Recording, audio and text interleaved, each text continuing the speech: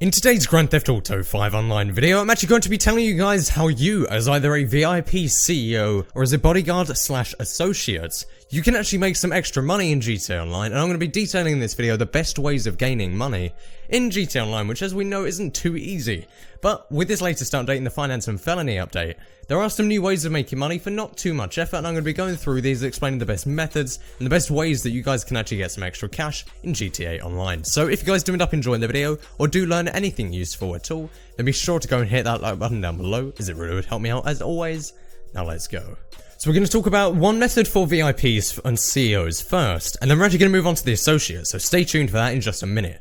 But first off, we're going to be talking about the CEOs. Now, as you guys know, the CEOs can actually organize buy missions and then organize selling missions, where you go out and get the cargo, bring it back to your warehouse, and then when you have a certain amount, you can choose an amount to sell it for on a certain amount of your cargo.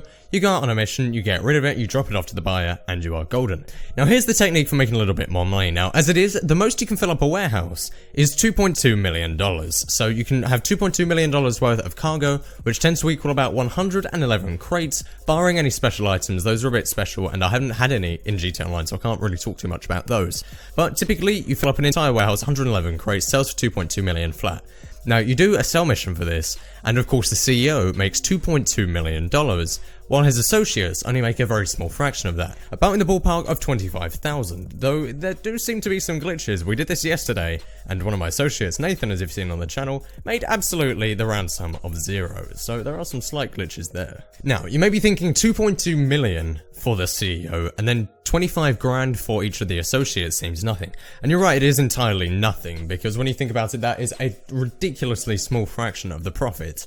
But you'd also have to kind of take into account that the CEO has to spend millions on an office, millions on a warehouse, has to spend 18 grand for every single triple buy mission. So on the CEO's end, which is the role that I play, there's a lot of expenses, so I do understand that we should make a whole lot more than the associates. But it still does get annoying sometimes when your friends make next to nothing when the CEO is making a full amount. Well, looking into the logistics of these selling missions, seeing how much you actually get, it would seem that the best way of giving your friends more money, at the risk of taking a bit more time, is instead of filling up an entire warehouse to 111 crates and selling as a bulk, some for 2.2 mil, and with the 25 grand going to each of the associates for the entire warehouse, it would be best to do lots of small sell runs for just a handful of crates, maybe say 36, anywhere to about 100 grand crate runs, and you will actually sell those off. And your friends won't make the full 25 grand, they'll make anywhere between about 5 to 20k, depending on the size of the crates, before they actually reach that 25k limit, which is the highest. So it's actually far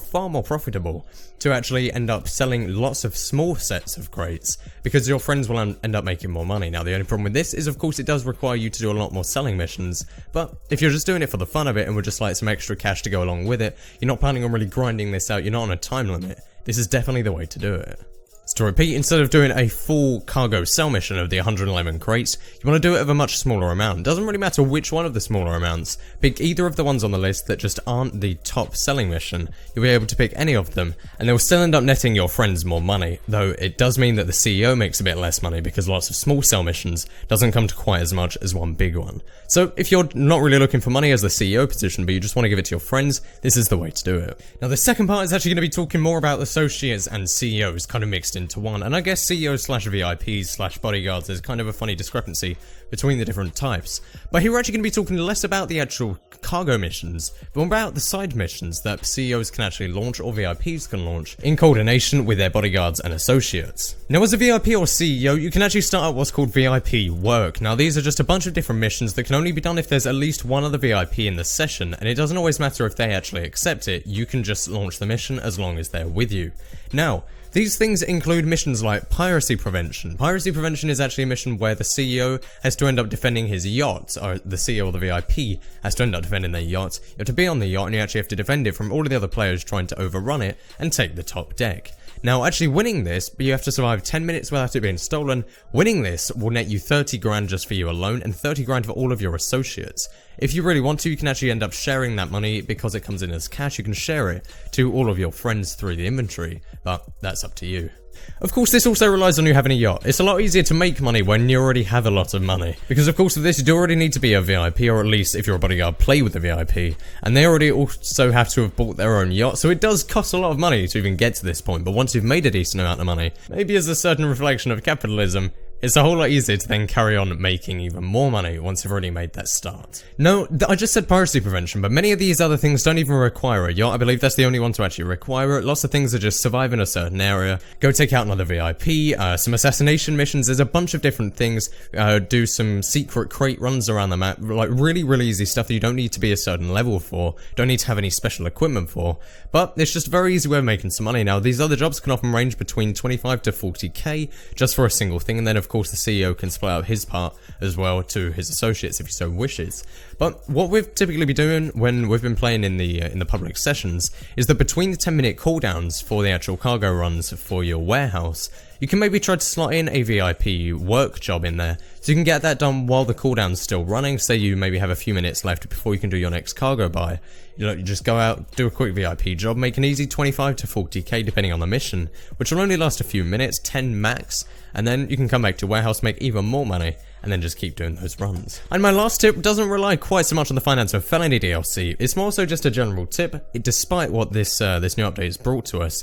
It's the fact that heists are still a very viable way, and a very good way, of saving up to be a CEO, and just making money in general, whether you want to be a CEO or a bodyguard.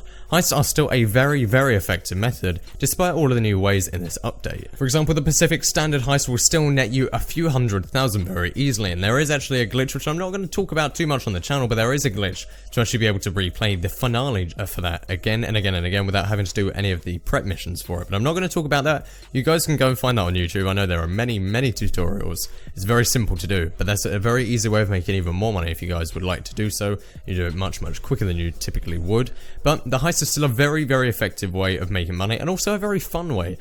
For me, it doesn't really matter how many times we play the heist, something always goes a bit differently. Maybe one of us messes up and it's just funny, as long as the whole mission doesn't restart. It's just always fun playing these heists, even if we're not specifically grinding for money. A year later, they're still great fun.